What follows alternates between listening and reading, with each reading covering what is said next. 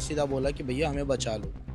तो हमने बचा लो पहले इन्हें पूछा कि क्या हो गया भाई, तो उन्होंने बताया कि ऐसी-ऐसी एक घटना घट चुकी है जो इन्होंने अगर कोई व्यक्ति अपना दलबल दिखाएगा किसी कमज़ोर व्यक्ति के ऊपर तो ये भीम आर्मी बेजोड़ तरीके से उसका इलाज करेगी। गला में हाथ रख के ब्लाउज पकड़ के खींच के अपने घर तरफ ले जाने लगा सड़क से।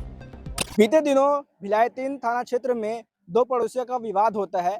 विवाद लड़ाई झगड़े में बदल जाता है। गाड़ी खड़ा करने को लेकर विवाद था और विवाद इतना बढ़ जाता है कि दोनों पक्षों में काफी ज्यादा मारपीट हो जाती है, दोनों पक्षों को चोट आती है। वहीं लड़ाई झगड़ा होने के बाद जो दोनों पक्ष है वो यहाँ आते हैं, भिलाई 3 थाना में एफआईआर करवाते हैं और दोनों पक्षों का एफआईआर दर्ज कर लिया जाता है। लेकिन एक पक्ष है, वो एक पक्ष की महिला है, वो ऐसा आरोप लगा रही है कि इस मारपीट में उसके कपड़े फाड़े गए और भी गाली गलौज किया गया, अभद्रता से बात की गई। और साथ में जब कंप्लेन करवाने वो पुलिस थाना आए तो दूसरे पक्ष के जो लोग हैं वो 5 से 6 लोग उनके घर पहुंचते फिर धमकी भी देते हैं। इस प्रकार के आरोप लगाए जा रहे हैं।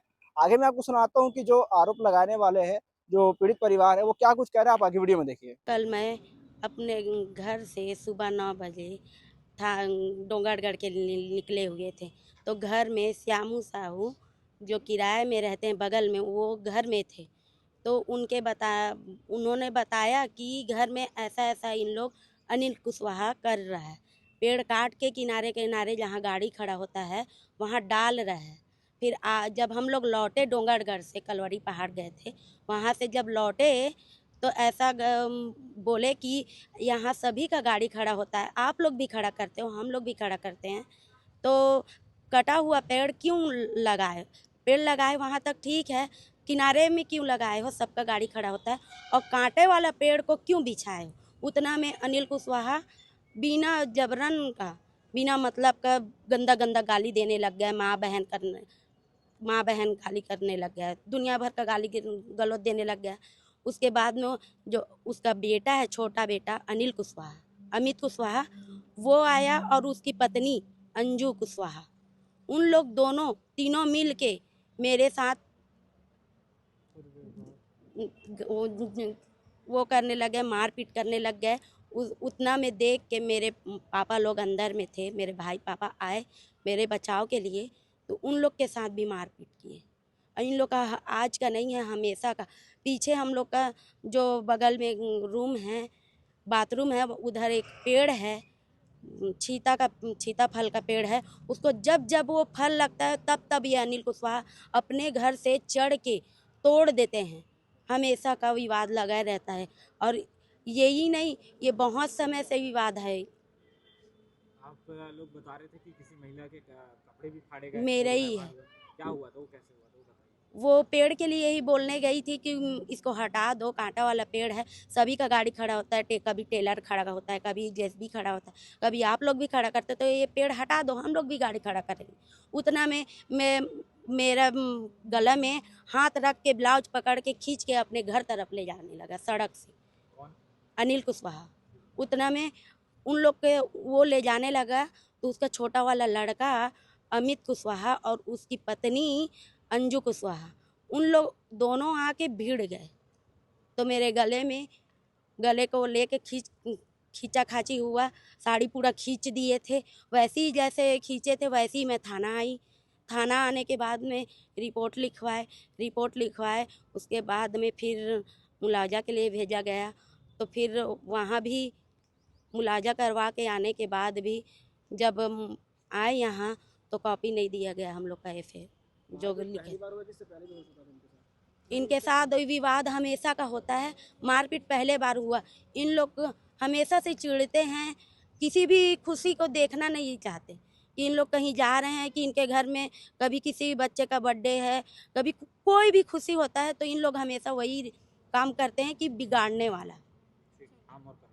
मेरा अनीता कुशवाहा, इंद्रनगर हथखोज शिव शक्ति आश्रम के पास रहते हैं। कल हम लोग डोंगरगढ़ गए थे, डोंगरगढ़ से आए तो क्या है कि हम लोग का गाड़ी खड़ा करना पार्किंग के जगह में उन लोग पेड़ को काट के रख दिए थे सड़क के पूरा बीचों बीच। कौन लोग? ठीक ना, अमित कुशवाहा लोग, अनिल कुशवाहा नाम है उनका, ठीक ना, पेड़ लगा दिया था पूरा। और क्या है कि हम लोग फिर बाहर चले गए थे काम से, क्योंकि हम लोग का पिकअप का काम रहता है, तो मेरा तुरंत बुकिंग आया तो मैं तुरंत घर से निकल गया था। फिर घर से अचानक फ़ोन आया कि लोग लड़ाई झगड़ा हो रहे हैं करके, तो मैं फिर बुकिंग छोड़ के मैं तुरंत घर पहुंचा। तो मैं देखा तो इन लोग पूरा लहूलुहान थे। तो फिर इन लोग को मैं तुरंत पिकअप में बैठा के मैं थाना लेके आया। ठीक, थाना कितने बजे की बात है? ये करीबन 8:30-9 बजे की बात है, ठीक है, रात को। तो इन लोग को थाना लेके आया। थाना प्रभारी लोग यहाँ रिपोर्ट उपोर्ट कुछ लिख नहीं रहे थे, ठीक। अब यहाँ क्या थे कि लेडीज़ थी, अब यहाँ बैठा दिए थे। अब क्या, अब इधर उधर बात किए, फिर उन लोग अगला पार्टी वाले लोग आए, ठीक। तो पता नहीं इन लोग क्या बात किए।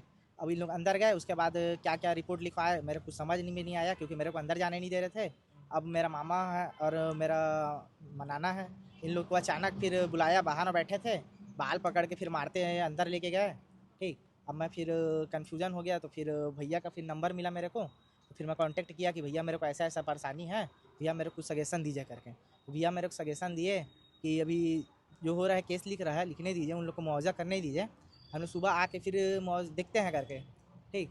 उतना में क्या हुआ कि रात को की बात है, किसको किसको चोट लगी थी आपके घर? मेरे घर में मेरा मामा का पूरा शर्ट वर्ट फट गया था, मेरे नाना का हाथ में चोट लगा है, और फिर मौसी का फिर थोड़ा कपड़ा वपड़ा फट गया था, तो उनसे थोड़ा सॉल में ऐसे साड़ी में ढक के फिर उनको मैं लेके आया था यहाँ थाना।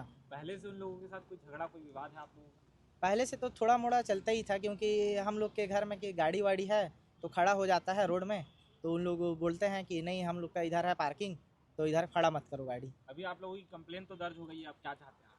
मैं यही चाहता हूँ भैया, कड़ी से कड़ी मांग होना चाहिए, ठीक ना, कार्रवाई भी होना चाहिए उन लोग के ऊपर, क्योंकि आगे चल के किसी को ना लेडीज़ को मारे पीटे भी मत। आप लोग पुलिस में कंप्लेन करा रहे, कराने के बाद भी मतलब आपके घर कोई आया था, ऐसा कोई बात सामने आई? हाँ, घर आया था आज सुबह टाइम, कोई उन्हीं का फैमिली का लड़का था, बोल रहा था केस वापस ले लो, ठीक, समझौता कर लेते हैं बैठकर, वही आप लोग के लिए अच्छा कितने लोग होगा। आए हुए थे?